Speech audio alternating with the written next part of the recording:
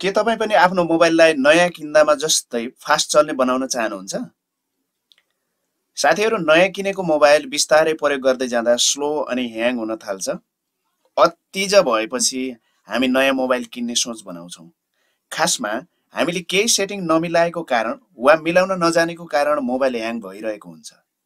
आउनुहोस्, आज मैले ह्याङ भएको मोबाइललाई कसरी फास्ट चल्ने बनाउने भन्ने कुरा सिकाउँछु।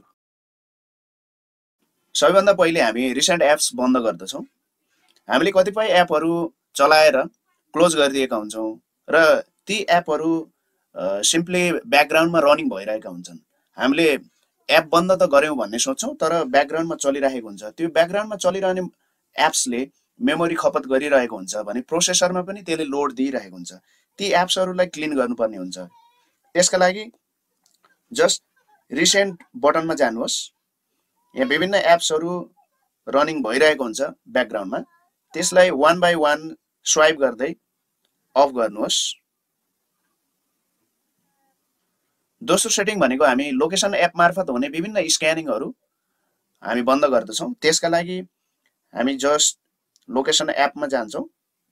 लोकेसन एपमा लङ प्रेस गर्छौँ। लोकेसन एपमा लङ प्रेस गरिसकेपछि तल देख्न सक्नुहुन्छ लोकेसन सर्भिसेस लेखेको छ। यहाँ टच गर्नुहोस्। लोकेसन सर्भिसेस अन्तर्गत तल वाइफाई स्क्यानिङ लेखेको छ। यहाँ जानुहोस्। यहाँ लेखेको देख्न सक्नुहुन्छ allow apps and services to scan for WiFi networks at any time even when WiFi is off. This can be used for example to improve location based features and services. यहाँ भनेको छ कि वाइफाई बन्द हुँदा पनि वाइफाईको कुनै त्यस्तो location छ कि भनेर यसले स्क्यानिङ गरिरहनेछ। तपाईँले वाइफाई त अफ गरेको सम्झिनुहुनेछ, तर लोकेसन एपहरू यसले स्क्यान गरेर खोजिरहेको हुनेछ भनेर यहाँ लेखेको छ। तसर्थ यसलाई अफ गर्नुहोस्। यस्तै ब्लुटुथ एप बन्द गरिराखे तापनि लोकेसनको थ्रु ब्लुटुथ स्क्यानिङ गरिरहेको हुन्छ। यसर्थ यसलाई पनि बन्द गरिदिनुहोस्।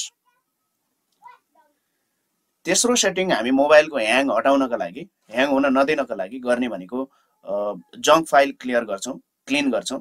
त्यसका लागि जस्ट सेटिङमा जानुहोस्। सेटिङमा गइसकेपछि अबाउट फोनमा जानुहोस्। अबाउट फोनमा गइसकेपछि स्टोरेजमा जानुहोस्। यदि अन्य मोबाइल छ भने तपाईँ सिधै सेटिङमा गएर स्टोरेजमा जान सक्नुहुन्छ। म रेडमीको मोबाइल चलाएको छु। यस्तो सेटिङ सबैको नहुन सक्छ। सिधै सेटिङ एप्समा जानुहोस्, स्टोरेजमा जानुहोस्। स्टोरेजमा गइसकेपछि कुन एप्सले, कस्तो टाइपको एप्सले, डाटाले कति स्टोरेज अकुपाई गरिरहेको छ, खपत गरिरहेको छ भन्ने कुरा यसले इस्टिमेट गर्छ, क्यालकुलेट गर्छ। यसपछि थोरै तल जानुहोस् र तल देख्नुहुन्छ क्लिनर। यो क्लिनरमा टच गरेर जङ्क फाइलहरू डिलिट गर्न सक्नुहुन्छ। तपाईँले अन्य अप्टिमाइज भन्ने एप्लिकेसनहरू हुनसक्छ तपाईँको मोबाइलमा, क्लिनर हुनसक्छ। त्यसरी क्लिनअप गर्नुहोस्। हेर्नुहोस्, मैले यहाँ जङ्क फाइलहरू मेरो मोबाइलमा 2.07 GB चलिरहेको छ। यसले लोड दिइरहेको रहेछ। यसलाई जस्ट क्लियर गर्नुहोस्, क्लिन गर्नुहोस्। यस पछाडि हामी मोबाइललाई ह्याङ हुन नदिनको लागि अपरेटिङ सिस्टम अटोमेटिक डाउनलोड हुने र अपडेट हुने फिचरलाई बन्द गरिदिन्छौँ। त्यसका लागि फेरि पनि हामी सेटिङ्समै जानुपर्दछ। सेटिङमै जानुहोस्, अबाउट फोनमा जानुहोस्। अबाउट फोनमा गइसकेपछि देब्रेतिर देख्न सक्नुहुन्छ 13 लेखेको छ। रेडमीको MIUI भर्जन 13 चलिरहेको छ। यसको लागि अपडेट अभाइलेबल छ भनेर तल निलो फन्टमा रातो एउटा डट सहित देख्न सक्नुहुन्छ। यहाँ अभाइलेबल छ भनेको छ। भन्नु मतलब 14 को अपरेटिङ भर्जन तयार भएको छ भनेको छ।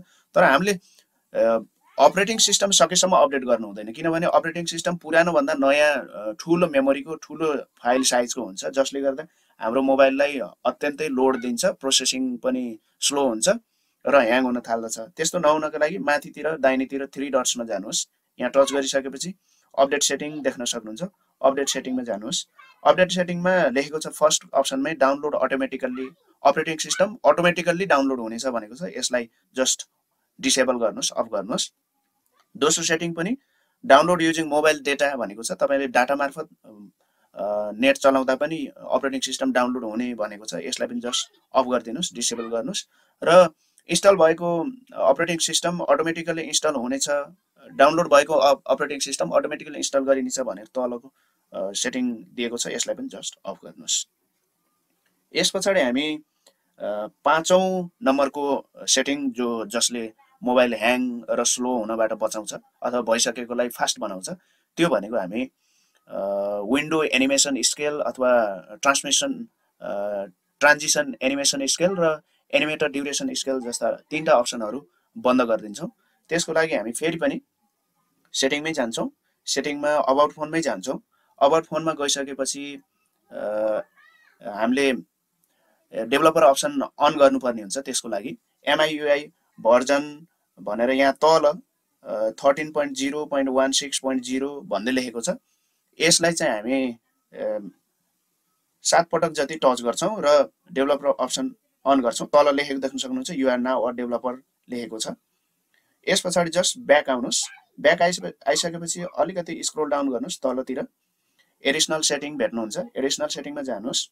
यस पछाडि अझै पनि स्क्रोल डाउन गरेर तल देख्न सक्नुहुन्छ डेभलपर अप्सन्स लेखेको छ, जस्ट यहाँ टच गर्नुहोस्। डेभलपर अप्सनमा गइसकेपछि तलतिर खोज्दै जानुहोस् कि त्यहाँ लेखेको छ विन्डो एनिमेसन स्केल।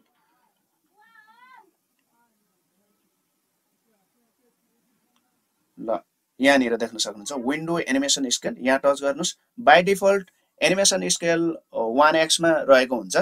यसलाई चाहिँ जति कम गर्नुहुन्छ तपाईको मोबाइल उति फास्ट चल्नेछ, जति बढी एनिमेसन स्केल दिनुहुन्छ उति स्लो हुनेछ। तसर्थ by default animation scale 1x रहेको हुन्छ, यसैमा सेट गर्नुहोस् अथवा घटाएर 0.5 मा राख्नुहोस् अथवा एनिमेसन नै अफ गरिदिनुहोस्, जसले गर्दा एनिमेसन नै अफ गर्नुभयो भने फास्ट एकदम उच्चतम गतिमा चल्नेछ।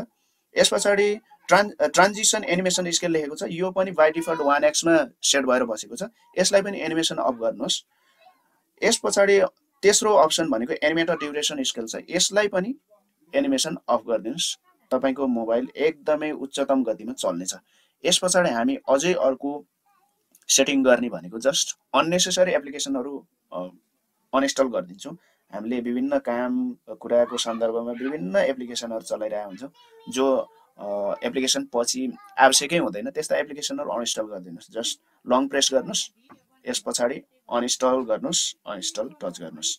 यस पछाडि अन्य एप्लिकेसनहरू जस्तै मैले यो टेक्स्ट स्न्यापलाई अनइन्स्टल गर्न चाहन्छु, यहाँ टच गर्नुहोस्। ड्र्याग गर्दै माथि लगेर पनि यसरी अनइन्स्टल गर्न सक्नुहुन्छ, अनइन्स्टल गर्नुहोस्। यस पछाडि हामी अर्को सेटिङ गर्छौँ, अटो अपडेट हुने एप्सहरू हुन्छ, जस्तो कि हामीले विभिन्न एप्लिकेसनहरू यहाँ डाउनलोड गरेका हुन्छौँ। ती एप्लिकेसनहरू हाम्रो मोबाइलले अटोमेटिक अपडेट लिइरहेको हुन्छ, जसले गर्दा पुरानो डाउनलोड गरेको एप्लिकेसनको साइज बढेर अपडेट भएर ठुलो बनेको हुन्छ र हाम्रो मोबाइल ह्याङ हुन थाल्छ। त्यो अटोमेटिक अपडेट एप्सलाई बन्द गर्नको लागि जस्ट पहिला प्ले स्टोरमा जानुहोस्। प्ले स्टोरमा गइसकेपछि माथितिर दाहिनेतिर हाम्रो प्रोफाइलको आइकन देखाउँछ, मेरो चाहिँ माथि फोटो देखाएको छ, यहाँ टच गर्नुहोस्। त्यहाँ टच गरिसकेपछि तलतिर जानुहोस्, जहाँ सेटिङ्स लेखेको छ, सेटिङ्स अप्सनमा टच गर्नुहोस्। सेटिङ्स अप्सनमा टच गरिसकेपछि दोस्रो सेटिङ देख्न सक्नुहुन्छ, नेटवर्क प्रिफरेन्सेस लेखेको छ, त्यहाँ टच गर्नुहोस्। नेटवर्क प्रिफरेन्सेसमा गइसकेपछि पहिलो अप्सन छ एप डाउनलोड प्रिफरेन्सेस भनेको छ। एप्लिकेसन डाउनलोड हुने बेलामा तपाईको माथि लेखेको हुन्छ ओभर एनी नेटवर्क, जुनसुकै नेटवर्क चलाउँदा पनि, वाइफाई चलाउँदा पनि, डाटा चलाउँदा पनि नेटवर्क एप्लिकेसन डाउनलोड हुनेछ भनेको छ। त्यसलाई जस्ट हरेक पटक डाउनलोड हुने बेलामा तपाईलाई सोध्ने छ, नोटिफिकेसन पठाउने बनाउनको लागि आस्क मी एभ्री टाइम गराउनुहोस् र ओके गर्नुहोस्। यस पछाडि डाउनलोड भइसकेको एप्स अटो अपडेट हुने भनेर सेकेन्ड अप्सन दिएको छ, अटो अपडेट्स एप्स, यहाँ टच गर्नुहोस्। ओभर एनी नेटवर्क भनेको छ, वाइफाई चलाउँदा पनि डेटा चलाउँदा पनि अटो अपडेट हुनेछ भनेको छ। यसलाई चाहिँ लास्टको अप्सन डोन्ट अटो अपडेट एप्समा क्लिक गर्नुहोस्, सेट गर्नुहोस् र ओके गर्नुहोस्। र तेस्रो अप्सन छ अटो प्ले भिडियोज भनेको छ, यहाँ पनि अन्तिम option don't auto play videos set गर्नुहोस् र ओके गर्नुहोस्। यस पछाडि हामी अर्को सेटिङ गर्छौँ जसले हाम्रो मोबाइल ह्याङ भइसकेको छ भने फास्ट बनाउँछ, त्यो भनेको क्लियर डेटा गर्ने हो। विभिन्न एप्सहरूको डेटाहरू लोड भएर मेमोरीमा बसिरहेको हुन्छ, ती एप्सहरूको डेटा बन्द गर्यौँ भने, क्लियर गर्यौँ भने हाम्रो मोबाइल फास्ट चल्न थाल्छ। त्यसको लागि हामी जस्ट सेटिङमै जान्छौँ।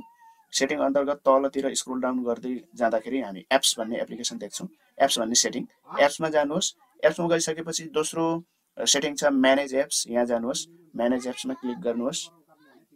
म्यानेज एप्समा क्लिक गरिसकेपछि यहाँ विभिन्न एप्लिकेसनहरू, मोबाइलमा भएका एप्लिकेसनहरू देख्न सक्नुहुन्छ।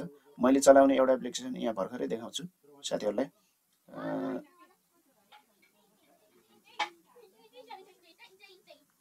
जस्ट काइन मास्टर हेर्नुहोस् त, मैले काइन मास्टर एप्लिकेसन डाउनलोड गर्दा 4.09 GB को त थिएन, यो सानो फाइल हो।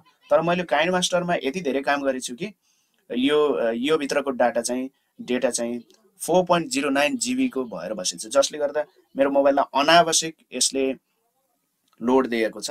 जस्ट यसको डेटाहरू बन्द गराउनको लागि यहाँ टच गर्नुहोस्। त्यसपछि तल जानुहोस्। तल एउटा अनइन्स्टल भन्ने अप्सन छ भने अर्को क्लियर डेटा भन्ने छ। अब यो काइन मास्टर भन्ने एप्लिकेसन चाहिँदै चाहिन्न भने अनइन्स्टल पनि गर्न सकिन्छ भने यहाँ गरेका जे काम छन् ती मलाई चाहिँदैन, त्यो अनावश्यक फाइल लोड भएर राख्नु मलाई छैन भने जस्ट क्लियर डेटा गर्नुहोस्। यहाँ क्लियर डेटा गरिसकेपछि दुईटा अप्सन दिन्छ, क्लियर अल डेटा भन्छ र clear cache file. Clear all data गर्नुभयो भने तपाईँले लगइन गरेका सबै लगइन आइडी र पासवर्ड पनि यसले क्लियर गरिदिन्छ, मेटिदिनेछ। जस्तै तपाईँले यदि फेसबुकको डेटा क्लियर गर्न चाहनुभयो भने क्लियर अल डेटा गर्नुभयो भने फेसबुक लगइनको आइडी र पासवर्ड पनि यसले मेटिदिनेछ र सुरुमा इन्स्टल गर्दाखेरि जसरी लगइन गर्न भन्थ्यो त्यसरी नै गर्नेछ। भने क्लियर क्याश फाइल गर्नुभयो भने, क्याश गर्नुभयो भने चाहिँ यसले जस्ट हामीले त्यो एप्लिकेसन चलाउँदाका विभिन्न लोड भएका जङ्क फाइलहरू यसले क्लियर गरिदिन्छ। यदि तपाईँलाई पुरै रिसेट गर्नु छ भने क्लियर अल डेटा गर्नुहोस् र सामान्य जङ्क फाइल मात्रै क्लियर गर्नु छ र त्यो एप्सलाई फ्रेस बनाउनु छ, एकदमै ताजा, र अन्य हिस्ट्रीहरू सब डिलिट गर्नु छ भने जस्ट क्लियर क्याशमा गर्नुहोस्। मैले चाहिँ क्लियर क्याश गरेँ र ओके गरेँ। यसै गरी अन्य एप्लिकेसनहरू पनि क्लियर डाटा क्लियर गर्न सक्नुहुन्छ, क्याश फाइलहरू क्लियर गर्न सक्नुहुन्छ। यति गर्नुभयो भने चाहिँ तपाईँको मोबाइल फ्रेस न्यू किन्दा जस्तै एकदमै स्मुथली हाई पर्फर्मेन्स दिनेछ।